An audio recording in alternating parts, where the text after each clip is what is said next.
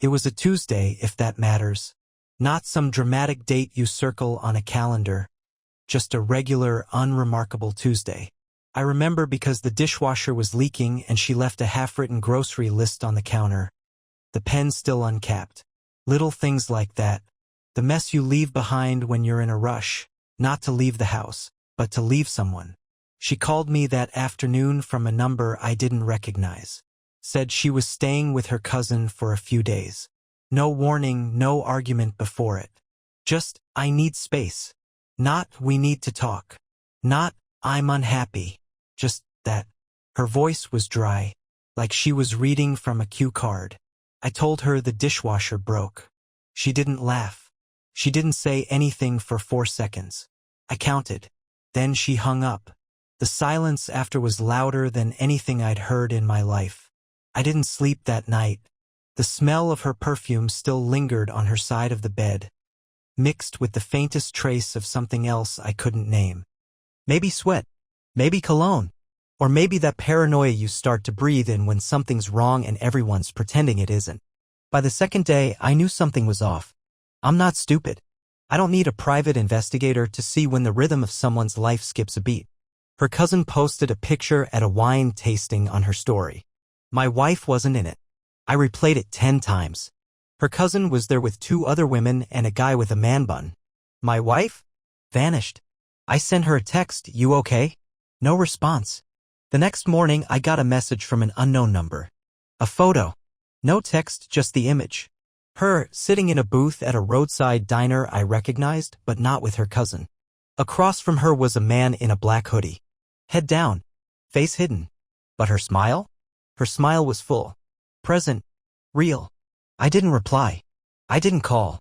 I didn't rage. I just stared at that picture until I thought my eyes would crack open. It's not the worst thing to be lied to. It's worse to feel like they want to be caught, like they're not even scared of what it'll do to you.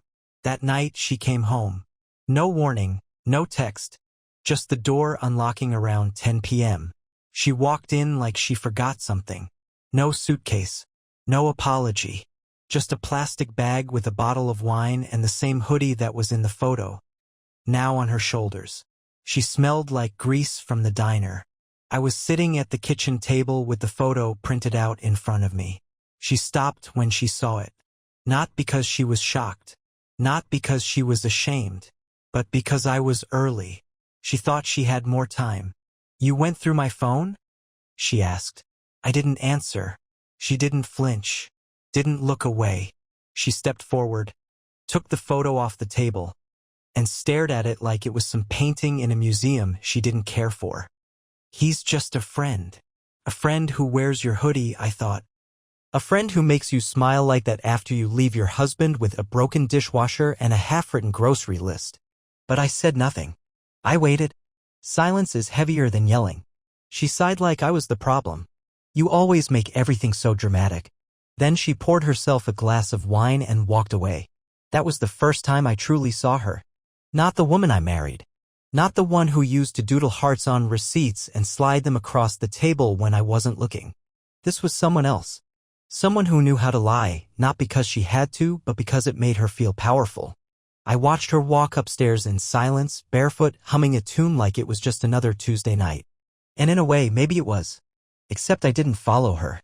I sat there until the wine turned warm. I stared at the spot she stood in and realized something had already ended. But not in the way I expected. Not with a bang. With a smile. And a hoodie. She didn't bring it up the next morning. Not the picture. Not the hoodie. Not the fact that she disappeared for 3 days without saying a word. She just moved around the kitchen like nothing happened. Toasted some bread. Hummed that same stupid melody. Left crumbs all over the counter. I waited. She wore leggings and a loose sweater, hair still damp from the shower. She looked normal. Too normal. Like she was playing a part, the innocent wife who had nothing to explain.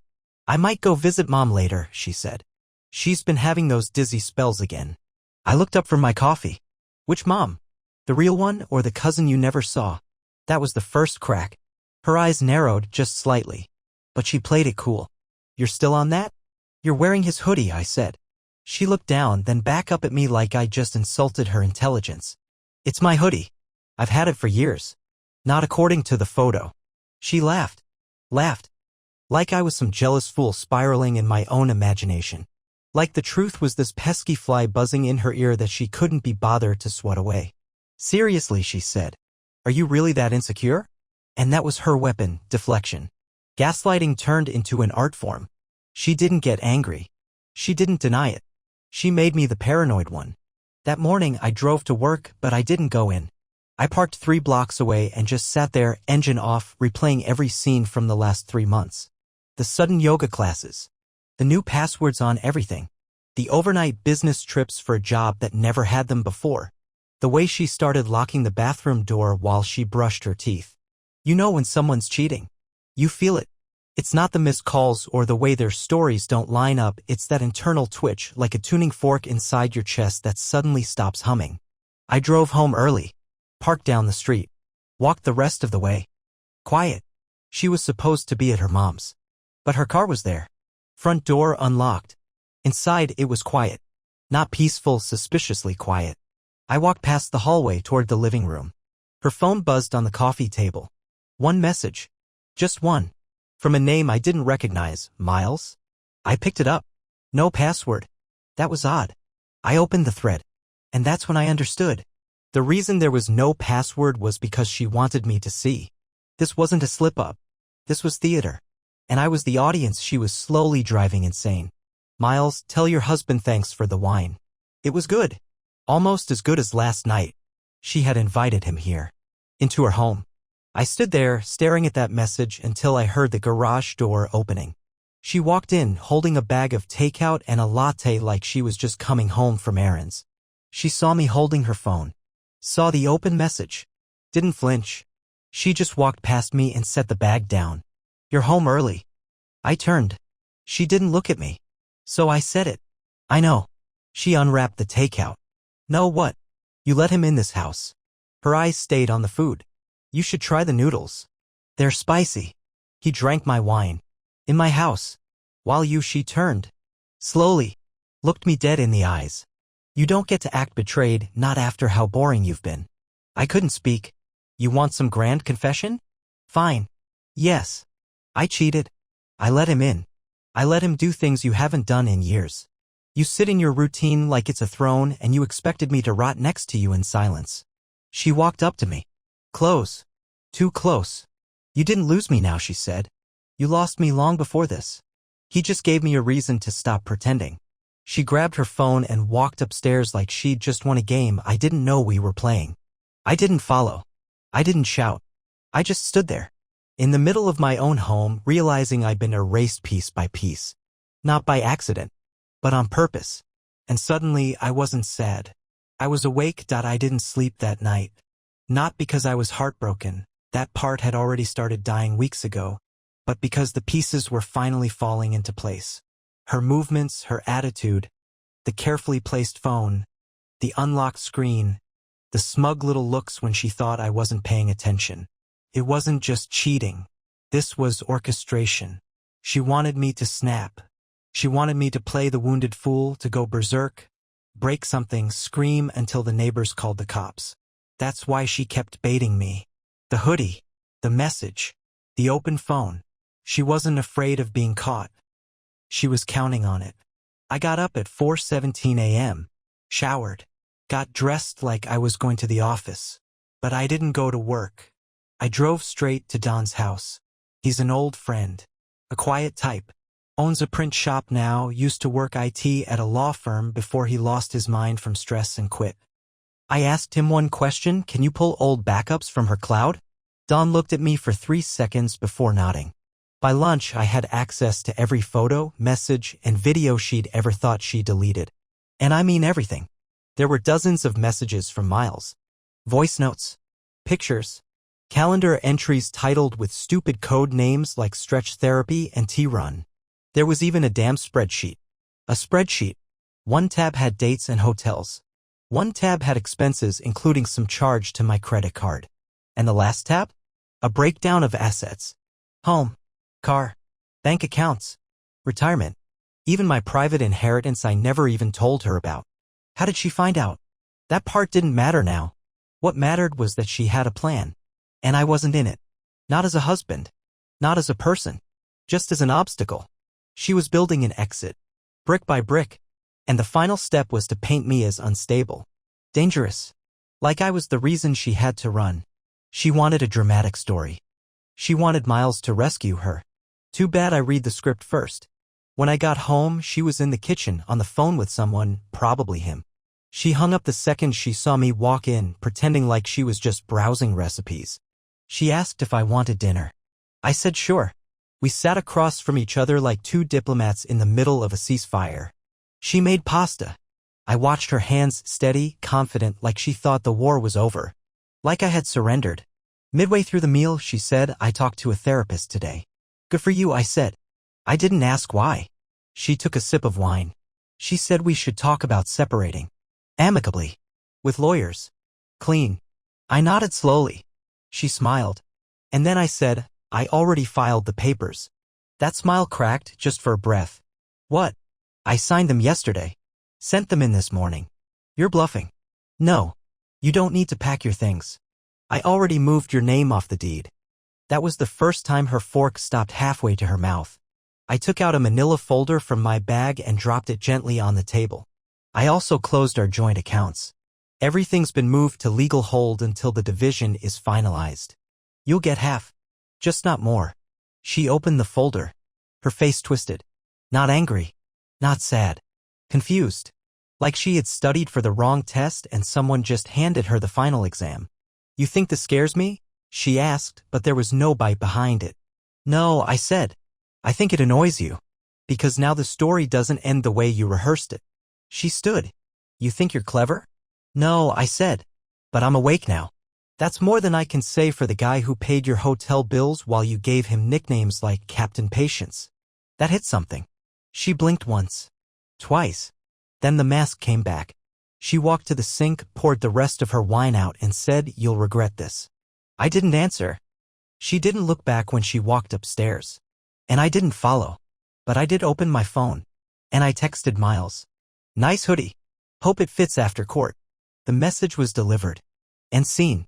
Tomorrow, I'd leave the house for good. But tonight? I finally slept. I woke up before the sun. Her car was gone. She didn't leave a note, didn't send a message, just vanished like she had the first time. But I didn't care where she went. I already knew what she was doing, panicking. Making calls. Trying to pull together whatever strings she thought she still held. She wasn't used to losing control. I'd been quiet for so long, she started thinking I was weak. I went to the bank. Had the last few locks thrown onto accounts she didn't even know existed. One of them was the one I'd been building since my father passed, an inheritance fund he left in a trust that only I could access. She'd once told me we don't keep secrets. And I believed her. Like an idiot. She had secrets in her smile. Back at home, there was a quiet at first. Like maybe this whole mess was drifting towards some clean ending. Like maybe she would sign the papers, take her share, and disappear with her hoodie-wearing soulmate. But peace? That was never in her nature. At 11:42 a.m., my doorbell rang. It wasn't her. It was him, Miles, standing there with his hands in his pockets like he was dropping by for coffee. Arrogant posture, smug mouth, the same kind of guy who stares at himself in the rearview mirror more than the road. He didn't say anything right away. Just looked past me into the house like he owned part of it already. I stepped out and closed the door behind me. "You've got 5 seconds to explain why you're here," I said. He smirked.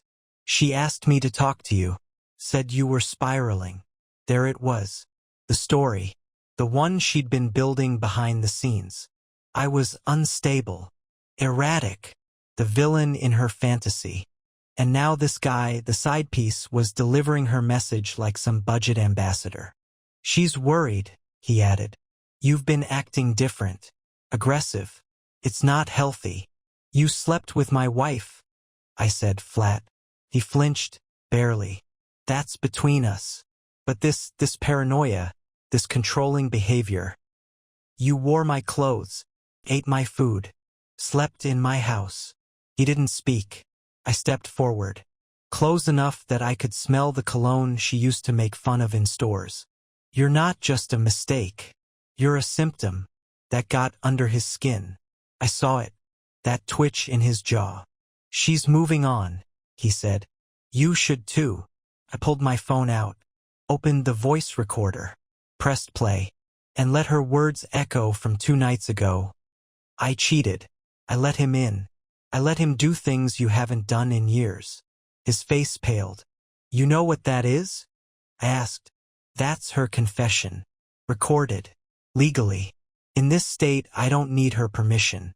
That little spreadsheet you helped her build? It's gonna look real cute in court next to this." His mouth opened, closed. He didn't even bring up the law. He didn't threaten anything. He just stood there, suddenly very human, realizing he was in a story he didn't control either. "She used you," I said, "like she used me. But don't worry." I took a sealed envelope from my back pocket and handed it to him. Inside was a single sheet.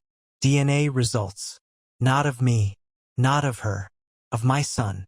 The one I'd raised for 15 years. "He came to see me," I said. "Said I abandoned him. Said his mother was sick and needed money." He stood at my door and spit in my face for leaving. Miles didn't move. I leaned in, voice low. "Your face is in those test results. You're not new, are you? You've been around." His hand trembled as he opened the envelope. Then he stopped reading halfway. "Ask your mom and real dad," I said, and turned to go back inside. He didn't call after me. He just stood there, holding the proof of a life he helped wreck, looking like someone punched a hole in his future. When I closed the door, I didn't feel triumph. I felt something worse. Clarity. Because this wasn't about betrayal anymore. This was about what came next. And what came next wasn't forgiveness. It was exposure. The next day, I booked a conference room at the law office. Neutral ground. Professional. No theatrics. Her lawyer had called mine the evening before, suddenly very eager to resolve things amicably. I guess Miles had delivered the DNA results like a good little messenger. Maybe they cried. Maybe they yelled. Maybe they celebrated. Who knows? I wasn't there for the fireworks. She arrived alone. Black blazer, heels, hair in a tight ponytail like she was walking into a job interview instead of a war zone. When she saw me sitting there, calm, patient, sipping water like a man with nothing left to lose, her face twitched. Just for a second. Then she put the smile on. That rehearsed, soulless PR grin she used to reserve for dinner with people she hated. "Glad you could make time," she said, sliding into the chair across from me. I didn't answer. Her lawyer, a man with soft hands and a twitch in his left eye, tried to lead with small talk. I ignored him too. Then we began. They pushed for the usual, clean asset split, no alimony, shared custody of the child. I listened. Let them ramble. Let them build their little sandcastle of terms. And then I knocked it over in 4 words. There will be none. Her eyes narrowed. None? No custody, I said, turning to the lawyer. Because he's not mine. And she knows that. And now, so do you. Dead silence. I reached into my bag and placed a copy of the DNA results on the table. Paperclipped. Highlighted. Certified. Her signature on the consent form next to the date she claimed she was out of town. The lawyer's mouth opened. Then shut. Then opened again. She didn't blink. "I raised him," I said. "I cared for him. But I won't be legally tied to a lie. That ends today." "You're being cruel," she said. "No," I said, turning my eyes to hers. "You were cruel. I'm just done playing the quiet husband who swallows poison with a smile. You think this makes you look strong?" "No," I said. "It makes you look exposed. Which is the one thing you've always been terrified of." She sat back. Her lawyer leaned in to whisper something, but she waved him off. That mask of control was slipping now. I could see the panic under her skin, the flash of calculation behind her silence. "You dragged our son into this." "No," I said. "You did. When you fed him lies about me. When you made him believe I vanished without a reason. When you used his pain to squeeze money out of me for your mistakes. Don't pretend this is about him. It's always been about you." The room fell quiet. The kind of quiet that feels like frost on glass. Cold. Still. Ready to shatter. And then she said it. "You'll regret humiliating me." I smiled. "You've spent years hiding behind a story you wrote in pencil. I'm just the one bringing the permanent marker." Her lawyer stood up and declared the meeting over. Said we'd reconvene. That they'd review their position. I nodded, stood, and slid a second envelope across the table. This one was thinner. Inside? Screenshots. Bank transfers. Messages between her and Miles. Timestamped. Sourced from her cloud backups. I didn't say another word. I didn't look back as I walked out. But I knew they opened it. And I knew the next phone call she made wouldn't be to a lawyer. It'd be to Miles. If he hadn't already packed his bags. This wasn't revenge. It was truth. Truth is colder than revenge. Truth doesn't scream. It whispers. And it stays. He showed up 5 days later. I heard the knock around noon. 3 short taps. I opened the door and there he was, taller than I remembered, face sharper, voice lower, but it was him. The boy I tucked in every night for 15 years. The one I thought I'd teach how to shave. The one who called someone else dad now and didn't even flinch. He didn't smile. He didn't cry. He looked at me like I was a math problem that never made sense. You really just left, he said. No hello. No how've you been. Just that. I stepped aside. You want to come in or keep auditioning for dramatic effect? He walked in like he owned the place. Looked around like he was cataloging what I still had. What I'd lost, what wasn't his anymore. He stopped at the framed photo on the shelf. The 3 of us at the lake years ago. I was holding him on my shoulders. She was holding the camera. None of us were smiling, right? Not really. You didn't say goodbye. You didn't ask why. He turned. Why would I? You vanished. You didn't call. You didn't write. You didn't fight. And there it was. The script she gave him. Word for word. All rehearsed. I didn't fight, I said slowly, because I was never meant to win. He stared. She was sick. Still is. You know that. No, she's clever. Big difference. He scoffed. So that's it? You just gave up on both of us. I walked to the kitchen table. Picked up the same manila envelope I handed to Miles and slid it across. Read it. He didn't touch it. What is this? Some lawsuit threat? Another excuse? No. It's DNA results. His lips tightened. Why would I care? Because I'm not your father. Silence. He stared at the envelope like it had teeth. Didn't move. Didn't blink. I watched the war happen behind his eyes, everything he believed crashing into everything he couldn't understand. You're lying, he finally said. But his voice had a shake now. A ripple. No. She did. He reached for the chair. Sat down slowly like the ground beneath him shifted half an inch left. That's not true, he said. She told me everything. She told you her version. He looked up at me. So you're saying everything I remember, all the birthdays, the road trips, the inside jokes, you're saying that wasn't real? I'm saying I was real. You just weren't mine. He swallowed. Looked away. Bit the inside of his cheek. For a second I saw the kid. Not the weapon she trained, but the confused, angry, heartbroken boy underneath. So what now, he asked, quiet. That's up to you. I'm not gonna chase you. I already did my part. I gave you years she can't fake and love no DNA test can erase. You can throw that away, or you can ask yourself why she never told you the truth. She said you abandoned us. She also said Miles was just a friend. His jaw clenched. Then he stood. Envelope still on the table, untouched. Guess I'll figure it out on my own. I nodded. That'd be a first. He walked to the door. Hand on the knob. Paused. You know what hurts, he said, not looking at me. That you didn't come back anyway. That even if it was all a lie.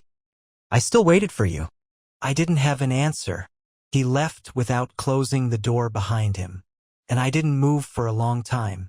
The wind came through the open frame, soft and cold. Touched the photo on the shelf. The one with the lie frozen in it. I didn't throw it away. I just turned it face down. It started in 2010. I was digging through old boxes in the garage the day after he left. Not looking for anything, just trying to get out of my own head. I found a shoebox marked Spring. Inside, receipts, a torn plane ticket stub, a hotel key card from a place I knew we'd never stayed at together. The name printed on the key card? Harbor Pines Inn. That place was 3 hours north. I only knew about it because we'd passed the exit once, and she'd said, "Ugly little thing. Who even stays in places like that?" Now I knew the answer. I dug deeper. There was a printed photo folded 4 times. worn at the corners. A group of people at some beach. A mix of guys and girls, plastic cups in hand, sunburns, bad tans, sunglasses, everyone laughing at something just out of frame. And there she was, not just smiling, glowing, wearing a bikini I never saw, next to a man I'd never met. He was tall, broad, a jaw like a movie star and a drink in each hand. She had her arm around his waist. His hand was inside her waistband. I flipped the photo. On the back, Spring Weekend. CP still hates that song, 2010. CP, my initials. I didn't know what song they meant, but she remembered. I grabbed my laptop and searched my inbox. I still had emails from that year. I typed in Harbor Pines and found nothing. Then I typed in conference. That's what she told me she was doing that weekend. A 2-day conference in Chicago with a vendor she couldn't stand. There was a confirmation email from the Hilton in Chicago, but no flight booking, no itinerary, just a subject line and a blank body. And then the real punch in the ribs, a forwarded message she never deleted. From him. Subject, can't wait to get you to the Pines again. You're the only thing I remember from that whole summer. Sent, March 2014. So it wasn't just one mistake. It wasn't just a moment of weakness. It was years. Years of double lives. Of coming home to me, kissing me goodnight, telling me to pick up more almond milk, and then texting him the next day with emojis and dirty little codes only they understood. And 2014? That was 1 year before our son was born. That was when she was getting serious about starting a family. She looked me in the eye back then and said, I'm ready. Ready to build a lie. I sat with that photo in my hand for hours, studying every detail like it had more to say. But it didn't. It had already said too much. That night I got in my car, drove 3 hours to Harbor Pines Inn. The lobby was different now. Renovated. Classier. Cleaner.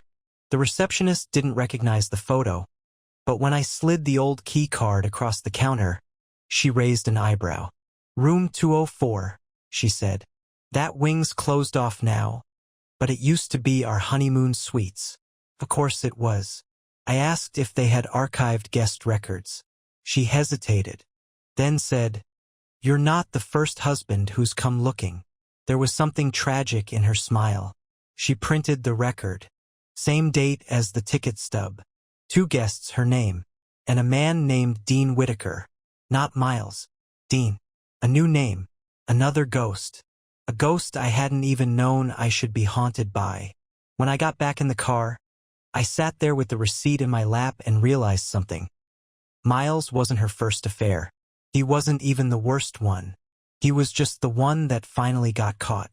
Because the real betrayal happened 15 years ago, with a man named Dean, on a beach I never saw. During a weekend I thought she was at a conference. That was the night my real son was erased before he ever existed. Dean Whitaker lived in a quiet neighborhood 2 towns over. The kind with mailboxes shaped like animals and wind chimes that never stop clinking. His house was modest. Clean lawn, faded paint, 2 lawn chairs out front like someone actually enjoyed their afternoons. I knocked once. He opened the door within seconds like he'd been standing right behind it. Mid-40s. Strong build. That same jawline from the photo, a little softer now. Gray in the beard. Eyes sharp. Like someone who remembered everything he tried to forget. Figured it'd be you, he said. He didn't ask how I found him. Didn't pretend not to know who I was. No fake confusion. No act. I didn't speak. He stepped aside. Inside smelled like sawdust and coffee. He was building something in the garage, a canoe, by the looks of it. He poured 2 mugs and handed me one like we were old friends catching up. I didn't touch it. You came for the truth, he said. You sure you're ready for it? I already know most of it. Then why are you here? I pulled out the photo, slid it across his table. Was he mine? I asked. Dean stared at the picture. For a moment, something flickered in his face. Not guilt, not fear, memory, the kind that hurts to look at. He nodded. Once. I thought so, I said. He looked up. She told me she was leaving you. Of course she did. She said you were controlling, cold, that you didn't want kids, that you worked too much, and when you didn't, you just sat around complaining about life. I blinked slowly. She studied me. Then she recited it back to you with venom. She was magnetic, he said. Made you feel like she saw through you. But really, she was just taking notes. I leaned back. So what happened? You have your weekend. You knock her up. And then what? Just vanish. I didn't vanish, Dean said. She cut me off. 2 weeks after that photo, she stopped answering my texts, changed her number, told a mutual friend she was working things out with you. She came back home, I murmured, said the conference was productive, brought me a keychain from the airport. Dean's jaw flexed. A year later, I saw a picture online. Her, you, the kid. My name was gone. She scrubbed me out. Did you ever try to come forward? He laughed, bitter. I almost did. Once, on his 4th birthday, I saw a post, her holding him all dressed up, smiling like she hadn't buried 2 lives under that grin. I wrote a message. I was gonna send it. Why didn't you? He met my eyes. Because I figured if she could lie to you that easily. What would she say to him about me? We sat in silence. Just the sound of the chimes outside, like bones rattling in the breeze. You want to see him now? I asked. Dean looked down at the table. I don't know what I am to him. A shadow? A mistake? A ghost with matching DNA? You're not a mistake, I said. You're a truth she couldn't control. He nodded slowly. Then, does he know? Not yet, but the curtain's halfway up. He'll see the whole stage soon. Dean stood, walked to the garage door, looked at the canoe like he didn't even know what he was building anymore. If he ever wants to know who I am, I'll be here, he said. I left the house without another word. And for the first time in months, I didn't feel like the victim. I felt like the man who finally read the whole book, cover to cover, and decided to write his own ending. Because now it wasn't just about revenge. It was about pulling the last mask off her face and making sure she had nowhere left to hide. We didn't call ahead. Dean and I pulled up in silence. I drove. He stared out the window like he was rolling through someone else's dream. We hadn't spoken since I left his house. But he didn't ask questions when I texted him a time and an address. I said if you ever wanted to look her in the eyes and ask why, this is it. He replied with a single word. Coming. Her house was quiet. Same pale blue shutters. Same garden she pretended to care about. Same crack in the walkway from the winter she insisted we fix. Then never did. I rang the bell once. She answered in a robe. No makeup. Hair a mess. Completely unprepared. Perfect. The moment she saw us both, me and Dean, her body stiffened. Not like someone caught. Like someone cornered. I didn't wait. I stepped inside. Dean followed. She didn't speak at first. Just stood there, one hand on the wall, the other holding the robe closed like it mattered now. I could see the fear in her face. Not the kind that comes from danger.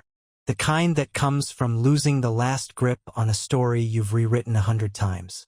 I don't understand what this is, she said, voice dry. No, you don't understand, I said. But you will. Dean stepped forward. He didn't yell. He didn't accuse. He simply pulled a folded photo from his pocket. The same beach photo. Edges worn. Lines creased. I kept this, he said. For 15 years. She didn't look at it. Just stared at him like he was a memory clawing its way back through the floorboards. You should leave, she said. You should have said that to me then, he answered. I stepped in. He knows everything. I do too. About the hotel. About the child.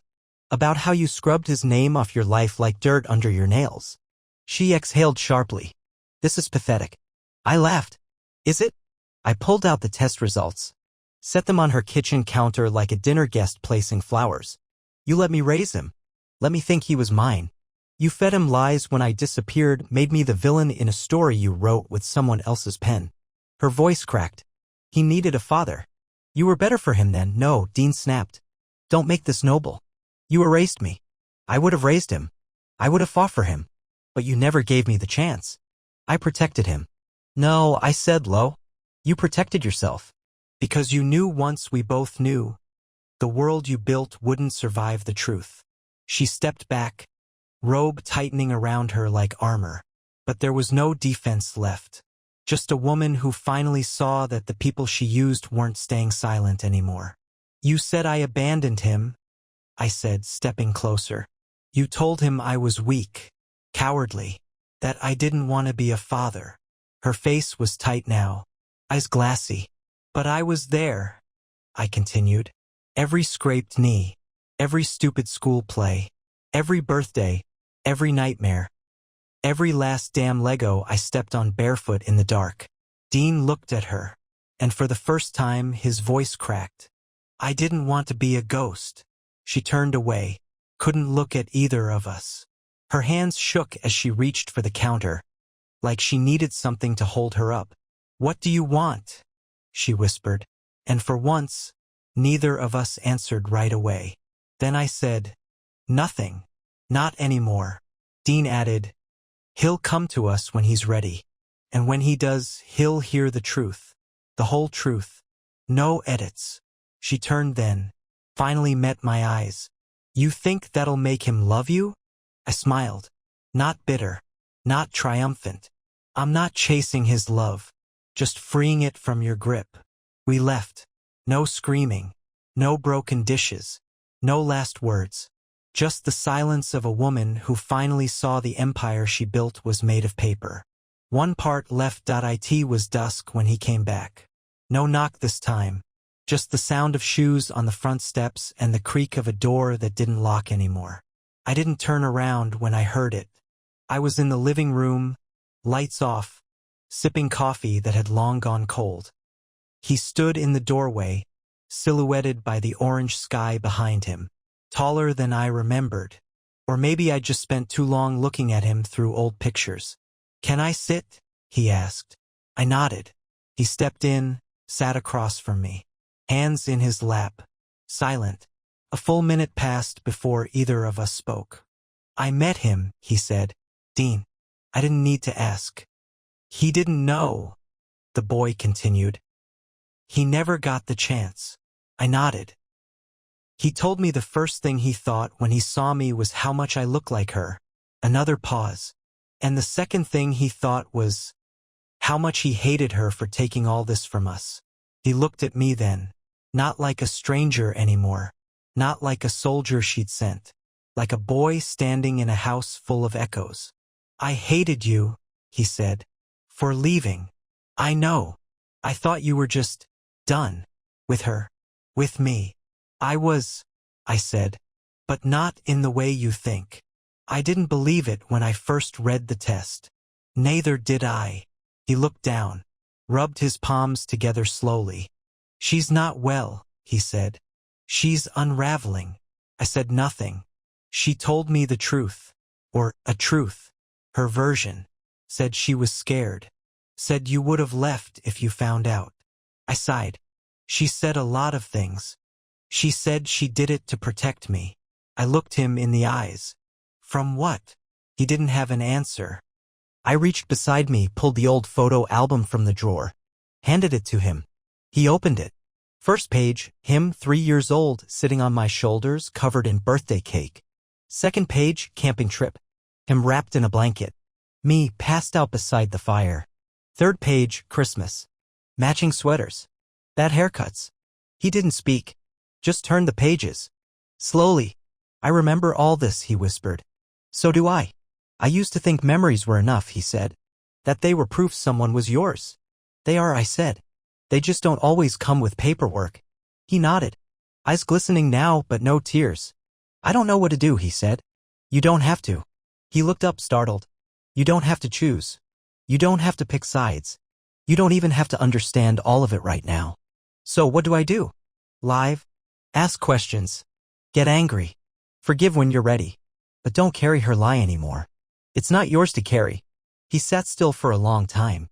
Then closed the album. And said softly, I called him Dad. I nodded. He deserves it, I said. His eyes narrowed. So do you. That hit harder than anything else had. He stood, walked to the door, stopped. I'm going to see him again tomorrow, he said. We're gonna talk. About everything. Good. And after that he turned to me. Can we go camping again?